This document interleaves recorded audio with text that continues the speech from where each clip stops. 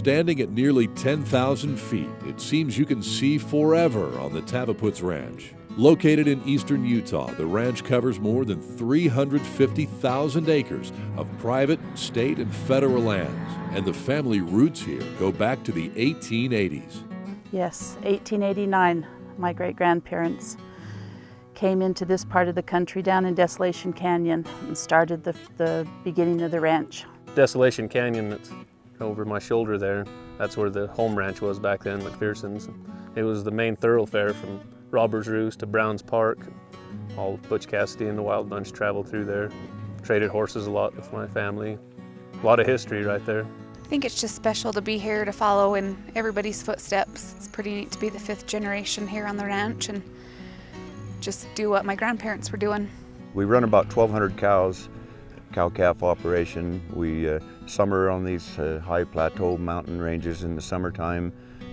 We winter out on these deserts here in southeastern Utah. With a well-managed cow herd, Tavaputs Ranch is going strong under the leadership of Butch and Jeanie Jensen, along with their son Tate and daughter Jennie.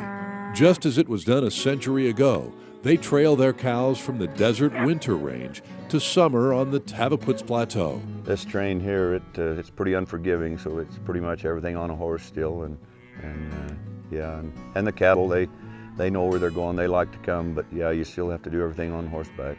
It's really unique that you have a 30-mile cow drive today. These cattle never see a semi-truck. They trail back and forth. The mileage isn't as impressive as the elevation change. They winter at about 6,000 feet, have to go over a 8,400-foot pass, back into Range Creek, which is about 7,000 feet, and then on up here, up and over 9,600 feet. So there's a lot of elevation change in that many miles.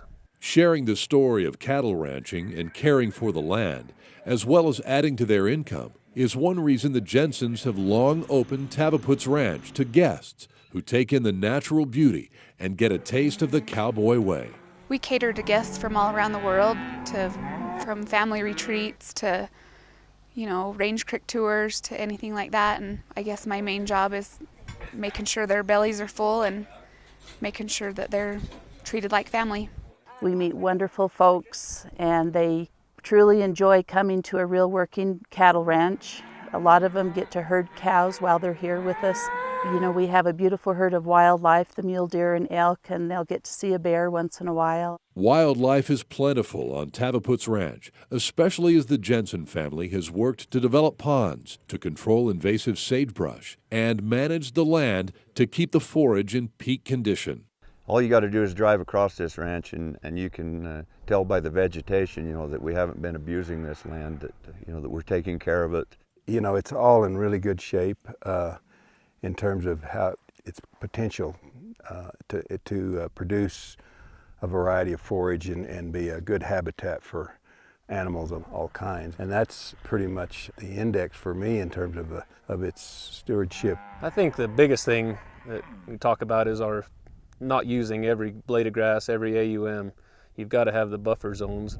It seems like the drought is the norm, not the exception around here, and you really have to plan for it. The Jensens have worked closely with Utah State, NRCS, and other partners to improve their land and forage. And they've approached a group that we've partnered with, the Skyline Cooperative Weed Management Area, to control musk thistle on their rangeland. It's a noxious weed that's invaded their rangeland in some areas. And from installing cross fences to manage grazing, to preserving groves of quaking aspen, they don't overlook any aspect of stewarding their land. The land has just got to be the first priority. You can't do anything if the land isn't in good shape. If you overgraze it, it's going to be gone before you know it. That's the thing the grandparents, passed down through the years. If you're overgrazing, you're going to be a short-term rancher. You've got to be in it for the long haul. You got to be thinking ahead. You got to be making good management decisions. It's going to be good this year, next year, and 20 years from now. Though Tavaputs Ranch is vast, the Jensen family is continually working on the details that allow their cattle and the environment to thrive together. I've had wonderful, not just my mom and dad, but both sets of grandparents have instilled that in both Tate and I to take care of the land and save it for the future.